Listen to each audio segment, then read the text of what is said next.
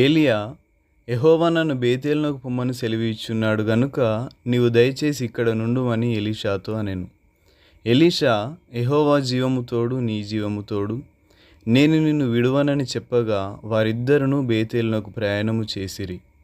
పిమ్మట ఏలియా ఎలీషా, యెహోవా నన్ను యెరికోకు పొమ్మని సెలవిచ్చున్నాడు గనుక నీవు దయచేసి ఇక్కడ ఉండుమని ఎలీషాతో అనగా అతడు, యెహోవా జీవము తోడు, నీ జీవము తోడు, నేను నిన్ను విడువనెను గనుక వారిద్దరూ యెరికోకు ప్రయాణము చేసిరి. అంతట ఏలియా, యెహోవా నన్ను యొర్దానునకు పొమ్మని సెలవిచ్చున్నాడు గనుక నీవు దయచేసి ఇక్కడ ఉండుమని ఎలీషాతో అనగా అతడు, యెహోవా జీవము తోడు, నీ జీవము తోడు, నేను నిన్ను విడువనని చెప్పెను గనుక వారిద్దరును ప్రయాణమై సాగి వెళ్ళిరి.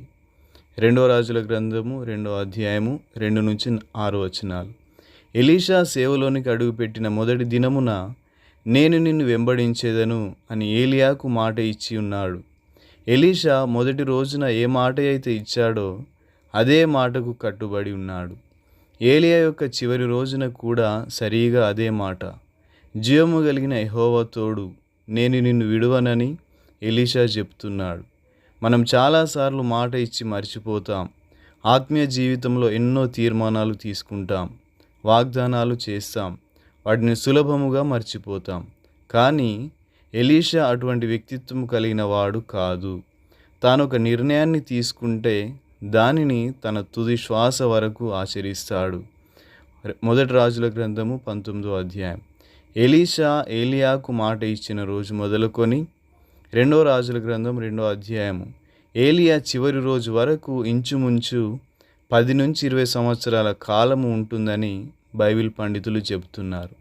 అనగా సంవత్సరాలు గడిచినా ఎలీషా యొక్క తీర్మానంలో ఏ విధమైన మార్పు లేదు. మొదటి రోజులలో ఏ విధమైన వ్యక్తిత్వం కలిగి ఉన్నాడో అదే స్థిరమైన వ్యక్తిత్వాన్ని కొన్ని సంవత్సరాలు గడిచిన తర్వాత కూడా కనపరుస్తున్నాడు.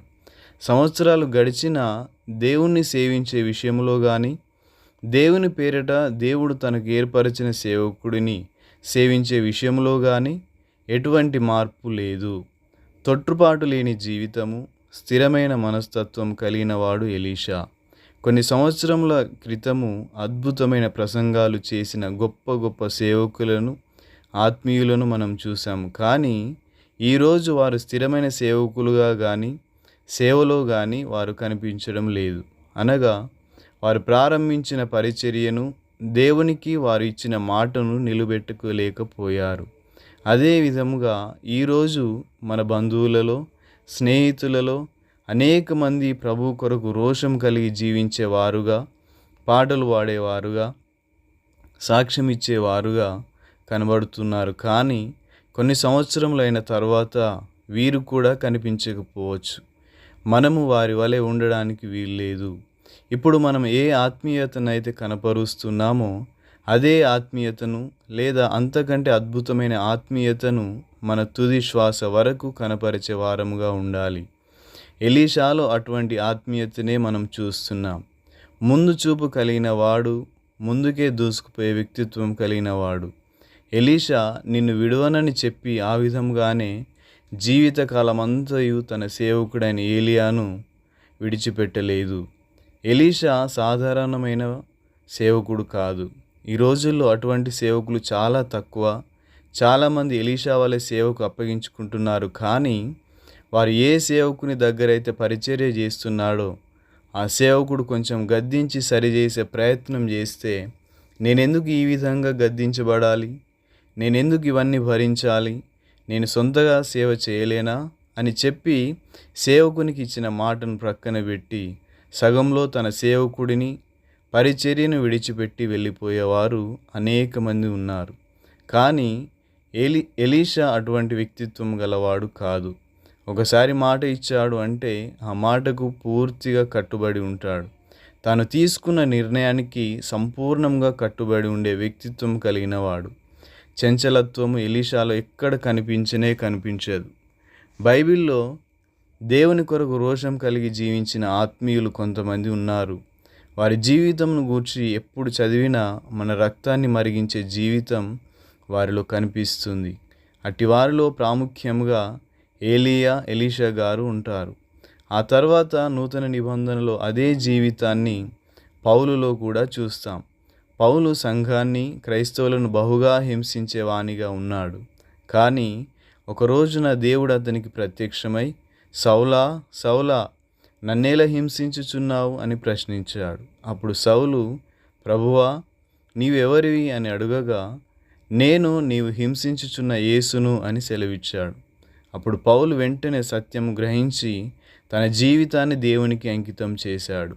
సౌలు తన జీవితాన్ని దేవునికి అప్పగించుకున్న తర్వాత మొదటిగా, ప్రభువా నన్నేం చేయమంటావని ప్రార్థించి తన తుది శ్వాస వరకు దేవుడు చెప్పిన విధముగా దేవుని కొరకు రోషము కలిగి జీవించాడు. ఎన్నో వ్యతిరేకతల గుండా వెళ్ళాడు. తన ప్రాణమునకు అపాయము వచ్చింది. అయినప్పటికీ దేవునికి ఇచ్చిన మాటకు కట్టుబడి ఉండి ముందుకే సాగిపోయాడు. ఏనాడు వెనుకడుగు వేసే ప్రయత్నం చేయలేదు. ప్రభువా నన్నేం చేయమంటావు? నీ రాజ్యం కొరకు, నీ మందిరం కొరకు, నశించిపోతున్న ఆత్మల కొరకు, నశించిపోతున్న నా కుటుంబ సభ్యుల కొరకు, బంధువుల కొరకు, స్నేహితుల కొరకు నన్నేం చేయమంటావు? స్వార్థ వ్యాప్తి కొరకు నన్నేమి చేయమంటావు? మన ఆత్మీయ జీవితంలో ఇటువంటి ప్రార్థన ఎప్పుడైనా చేశామా? పౌలు రక్షించబడిన తర్వాత మొదటిగా చేసిన ప్రార్థన ఇదే.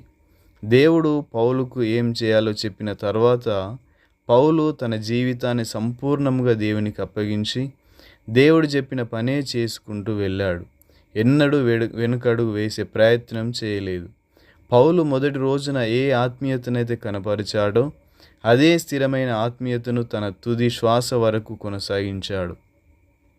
మనము ఈరోజు దేవుని వాక్యం ఎడల, దేవుని మందిరం ఎడల ఏ ఆసక్తి, ఏ బాధ్యతనైతే కలిగి ఉన్నామో అదే ఆసక్తి, అదే బాధ్యతను స్థిరంగా కొనసాగించాలి.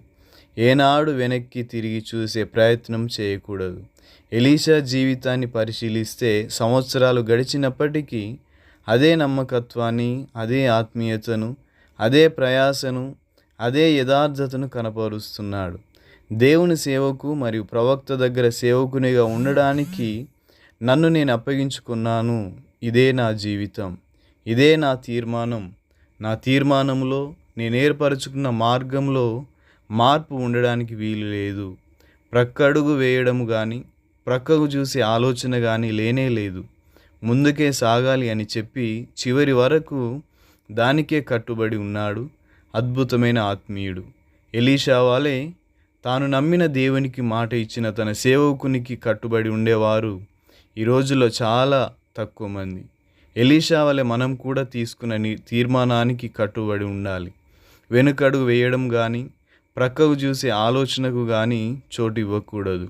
స్థిరమైన మనస్తత్వము, స్థిరమైన ఆత్మీయత, ఇచ్చిన మాటకు కట్టుబడి ఉండే తత్వము, ఇవి ఆత్మీయులలో కనిపించవలసిన లక్షణములు. Thank you. God bless you.